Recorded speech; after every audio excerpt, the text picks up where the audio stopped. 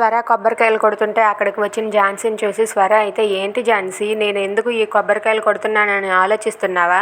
అభి sir నాకు దగ్గర అవుతున్నారు. ఇంకా దగ్గర అయ్యే రోజులు ఇంకెన్ని రోజులు లేవు, ఇంకొద్ది రోజులు మాత్రమే. అందుకే ఆ దేవుడికి మొక్కుకున్న మొక్కుని చెల్లించుకుంటున్నాను.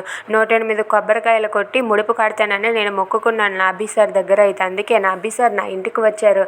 అందుకే నేను ఈ మొక్కుని చెల్లించుకోవడం కోసమని చెప్పి ఇక్కడికి వచ్చి కొబ్బరికాయలు కొడుతున్నాను. ఇదంతా చూసి నీకు ఆశ్చర్యం వేయవచ్చు, కానీ ఇది జరిగేది నిజమే. కానీ ఇదేది నీకు తెలియదు కదా, అందుకే చెప్తున్నాను అని చెప్పి అంటూ ఉంటుంది. అది విని ఝాన్సీ అయితే ఒక్కసారిగా షాక్ అయ్యి అలా ఉండిపోతుంది. ఇక ఝాన్సీ అయితే, ఏంటి నువ్వు కూడా ఇలాంటి మొక్కుని చెల్లించాలని అనుకుంటున్నావా?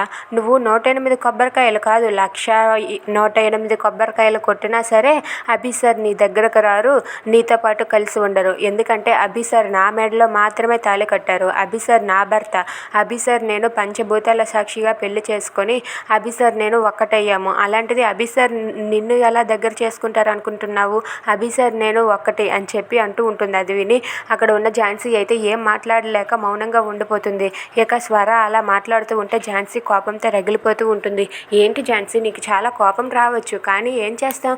అభి సార్ నా భర్త కదా, నీ భర్త కాదు. అభి సార్ నీతో కలిసి ఉంటున్నారు అంతే, కానీ అభి సార్ మనసులో మాత్రం ఉన్నది నేనే అని చెప్పి అంటుంది. ఇంతలో గుడిలో గంట మోగుతుంది. చూసావా సత్యం, ఆ దేవుడు కూడా నా మొర ఆలకించాడు. అభి సార్ ఇంకెప్పుడు కూడా నిన్ను కలిసి ఉండడు. నిన్ను ఎడం కాలుతో తన్ని కుడి కాలుతో నా ఇంట్లో అడుగు పెడతారు, చూస్తూ ఉండు. అభి సార్ నేను బాబీ ముగ్గురం కలిసే ఉంటామని చెప్పి స్వర అయితే ఝాన్సీతో అంటుంది. ఆ మాటలు విని ఝాన్సీ ఏం చేయలేక మౌనంగా ఉండిపోతుంది. ఇక ఎలా వీళ్ళిద్దరిని విడగొట్టాలని చెప్పి ఆలోచిస్తూ ఉంటుంది. If you like this video please like, share and subscribe. Thanks for watching.